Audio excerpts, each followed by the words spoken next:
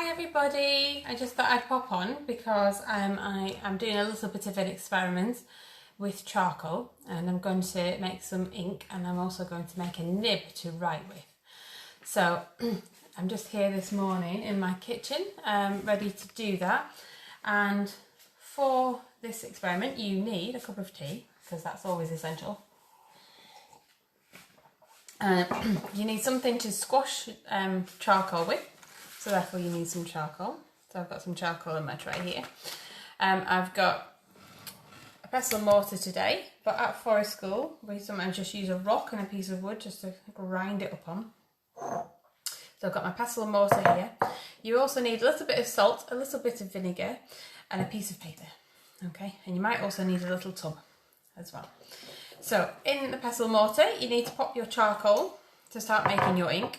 So these are just burnt pieces of wood from our fire. So I'll pop those in there.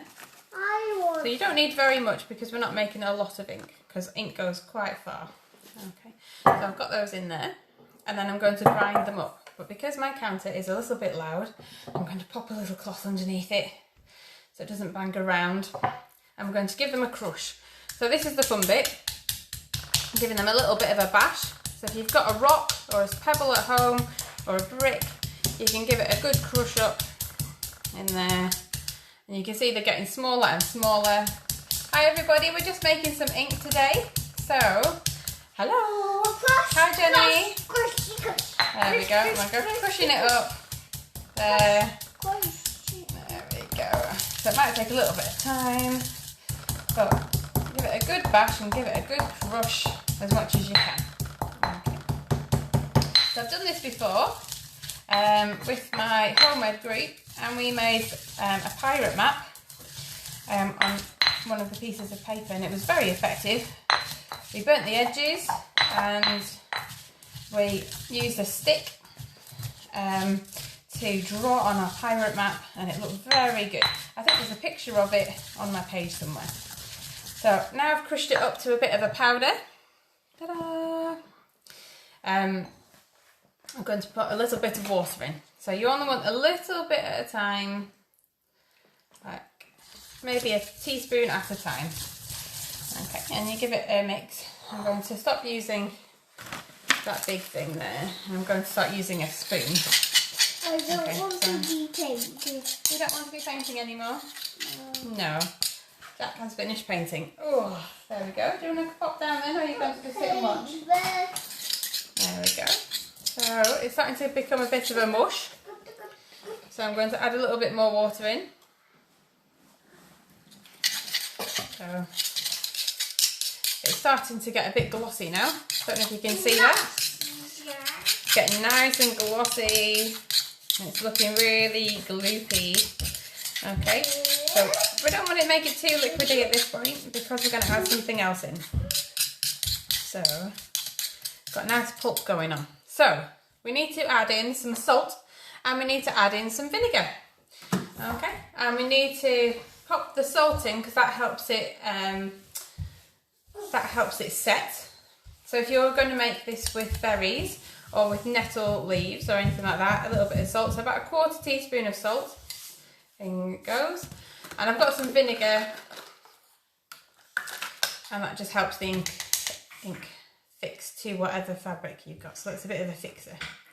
So pop a little bit of vinegar in. Obviously, if you haven't got any of these ingredients, a bit too much, let's pour some of that away. There we go. Dribble that in. Beautiful. Okay. So we've got vinegar, and we've got salt in there, and we've got charcoal, and we've crushed it all up, and I'm just going to give it another mix with my spoon, and it's looking lovely and pulpy. So the vinegar is a fixer, the salt helps it stay, helps it set. So now we've got that, so now we can add it. Oh, lovely. Okay, and I'm going to put another bit of water in there, and then I'm going to get my pestle back, or if you're using a rock, you can use a rock. There we go. Okay. And give it a bit more of a stir. Okay, and this will be our ink. So that's as simple as it is. Charcoal, a bit of water, and a bit of elbow grease. Okay, it'll be the same if you're using raspberries or blackcurrants. Pop them in, give them a good squish. Add a little 1/4 teaspoon of vinegar, 1/4 teaspoon of salt, a bit of water until it looks a bit like ink. Now charcoal takes a bit of pounding. Raspberries are a bit easier, but I haven't got any to show you though, so yeah. But I do want to make a bit of ink to make a birthday card. So, right, that's probably good enough. Okay, so you can see it now. It's very shiny and a bit liquidy in there. There we go. Oh, Nana's on. Hiya, Nana. There we go. Where are you going, cheeky monster? Right, okay, there we go. So we've got our ink. So I've got a calligraphy nib, but I'm also going to try and make a calligraphy nib out of a piece of elder. So I've seen that and I've never done it before, so we'll see how it goes. So I'm going to have a go with that. And I'm going to just give it a dip in here, like that. I'll move this out of the way so you can see. Bring this over.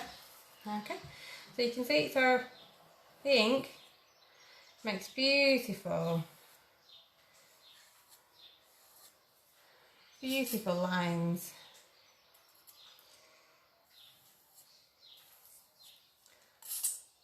There we go. It's much easier when you put it in a little tub. So I've got a little jam jar here and I made some Blue Peter style before, so I could dip it in a little bit easier. Because in my big tub it's not so easy to dip in. So you can see it's starting to get very nice. My calligraphy nibs have not been used for a long time because I've not had any ink to use them with. So there we go. So, ta-da! Should have wrote it backwards so you could see. So there is my charcoal ink and this is my calligraphy nib, and I'm going to put the rest of that into this little tub and then it'll keep for a little bit. But what I'm going to show you next, or hopefully have an experiment with, is making a calligraphy nib out of a piece of elder. Now elder is the one that we were using to make the beads earlier on, maybe a month ago now, and it's got a soft pithy centre, okay, and this piece has been in my making box for about 3 months now, so it's nice, dry and hard. If it's a newly cut piece of elder, it'll be too soft and bendy to make a nib, so I'm going to have a go. Okay, so there's a lovely artist lady who was showing everyone how to do this the other day, so I'm going to share that video after this so you can watch a professional do it, but this is what I've got. So I've got just a little knife here, and I'm going to start shaving the wood, so not very much at a time. There we go, and always shave away from you, just so you're not going to hurt yourself. There we go. I'm just going to move that. Can you see on there? Yeah. Okay. So I'm just going to start shaving, and because the wood has dried out, it's actually quite hard. So I'm just going to keep going, and you keep going until you get right through to the other side. So there we go, and you want it quite long. Now there is a danger that it will split because you're shaving it so small.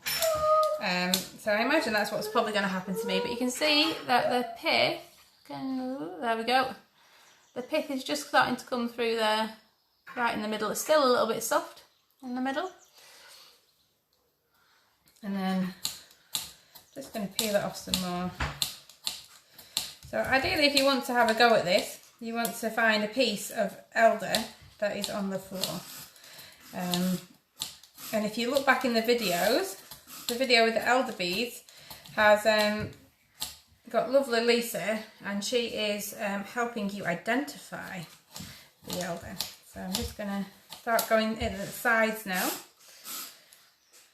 Start putting a point on it. So I'm going in on each side and starting to make this bit a bit more pointy here. Okay, so in at the sides, sides. And just be very careful because it's very easy to forget how sharp these knives can be. And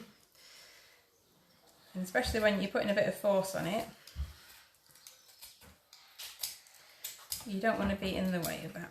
So just gently make sure you do it evenly. So a few slices off of one side, a few slices off another. Like that. It's starting to come to a little bit of a point now. So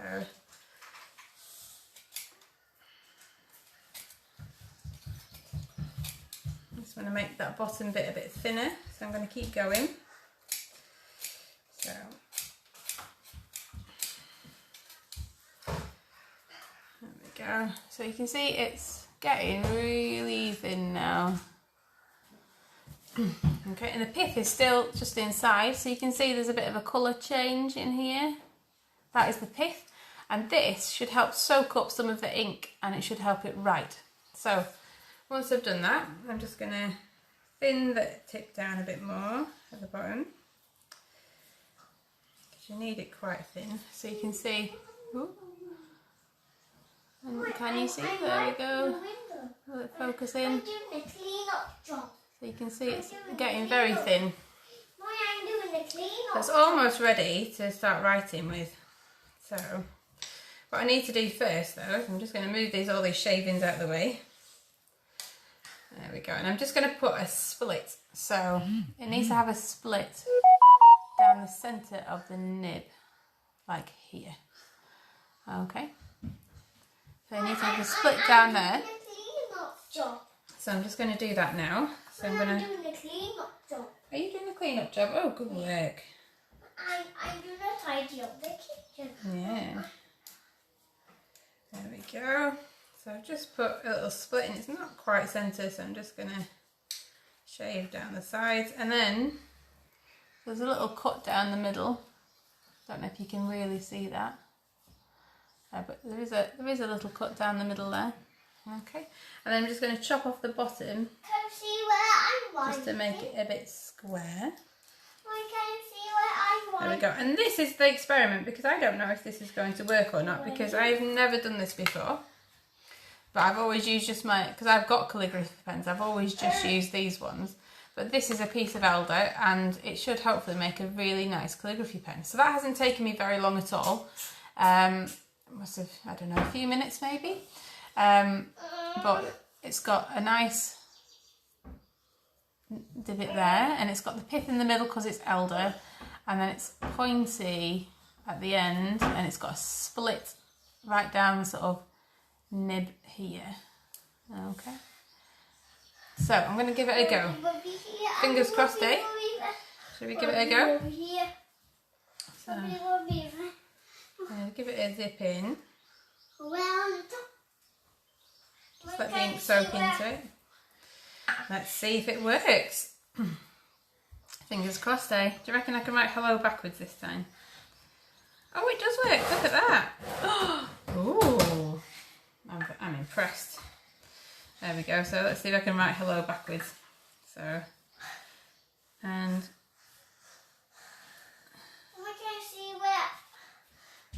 It just holds the ink quite nicely, and I reckon as the pith gets wetter and wetter, it will... Oh. And if you use different sides of it, it seems to come up in different thicknesses. There we go. So, ta-da! I wrote it backwards so you could see it this time. So it's not quite as neat as this one up here, but it is definitely writing, and I'm amazed with that because I've spent a lot of money on calligraphy nibs and heads and things in the past, and a lot of money on ink, and it's I'm very, very impressed with my homemade pen. I'm sure as the ink sits and it soaks into the pith, it'll help me write for much longer, which is what the lady says on the demonstration that I'm going to share later, because she shows you in a bit more detail. But how nice is that? I'm very impressed. And if you use different sides of it, turn it upside down. Oh, the upside down's quite nice. There we go. Make some really good X marks of spots. There we go. Maybe that ink's a bit better. Let's try that one. I think my ink is just a little bit too thick. I think I might need to add a little bit more water to it. Oh, and I'm getting sprayed by my little boy now. He's cleaning my kitchen with my lovely Enyo non-chemical cloth. So he's just spraying me with water currently. So, here, there we have it. So there's my experiment for today, and that's really improved my mood. I was feeling a little bit tired and a bit sleepy because some little man in this house woke me up early this morning. So I thought I'd get a little bit creative. So I've taken some charcoal. We use a pestle and mortar to grind it up.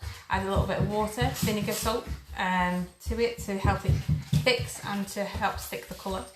I pop it in a little pot, so I'm going to put a little label on that. So I've got that. But you can do the same with nettles like Lisa was doing. You can do that with berries. Anything you like, and the vinegar and salt just helps it stick and preserves it for a bit longer. Getting sprayed with water, cheeky monkey. I'm getting wet feet. Cheeky monkey. And yes, and I'm very impressed with making these nibs with a bit of Elder, because I've always just used my calligraphy pens because that's what I have. But this was such an easy way of making a pen, and it will come in really handy for when we're at forest schools. And it'd be really good because we'll be able to create lots of exciting things. So we did treasure maps with my home ed group. And we just used sticks, like pointy sticks, to do it, but I didn't think of making a nib out of Elder. And that's one thing that I think it's so easy to do. I mean, you saw me do it, and it just took a few minutes. I'm really surprised how well that went. It's made me want to go and make some more ink, so I think I might go out nettle picking and make some green ink to go with it. I'm very impressed. Anyway, exciting activity to do. Make yourself a nib, make yourself some ink. So charcoal ink, berry ink, nettle ink, whatever colours, turmeric, whatever things you have in your kitchen. Boil some cabbage up, that would be quite exciting. Boil some red cabbage and get some nice colours from that. Make some ink and you'll be able to make your own drawings on here. So I'm very impressed with that, and I am going to go and have more of a play and more of a draw. So have a nice day. Hope you can find something to make your life exciting. You say hi to Nana. Say hiya. Hello. Yes, Nana was watching. Okay, bye everybody.